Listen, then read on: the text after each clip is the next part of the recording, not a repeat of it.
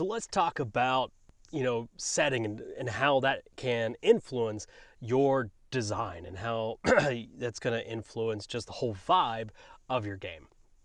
When it came to the Crypt has opened, very early on, I wanted the feeling of like the Crypt is opened and that early 90s, mid 90s feeling to it.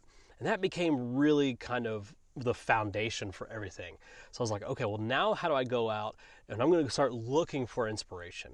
And that's when I landed on jumping into Wizard magazine, and specifically in the 90s. This is a 1993 copy of Wizard magazine I got off of eBay, and this is what I've been using for inspiration when designing ads and ad copy.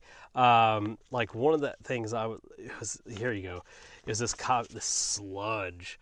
Like look at that ad. Look at this ad over here.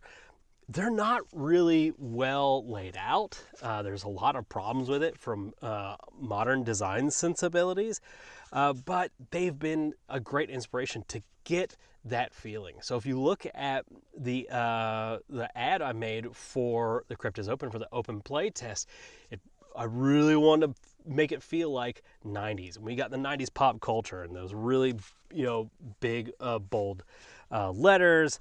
We've got some kind of bad what do you call it, gradients and that kind of stuff.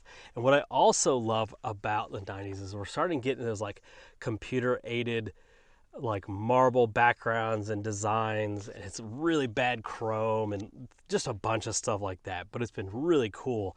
And what I've also noticed is everything's probably like 3 columns in the actual magazine itself, so that's going to be a huge inspiration and kind of an art direction for the Crypt is Open as we begin laying this book out, because I want it to feel like when you pick up the Crypt is Open as if you're picking up a trade magazine and not necessarily an RPG book. Now we are going to have to give some concessions to make sure it's laid out in such a way that it's easy to understand as a game manual, but we still want to invoke that feeling of the early 90s and that trade magazine. So when you're designing stuff, what do you feel that comes first? Is it the mechanics that inform the design, or is it the design that informs the mechanics? So I'd love to hear how things work for you.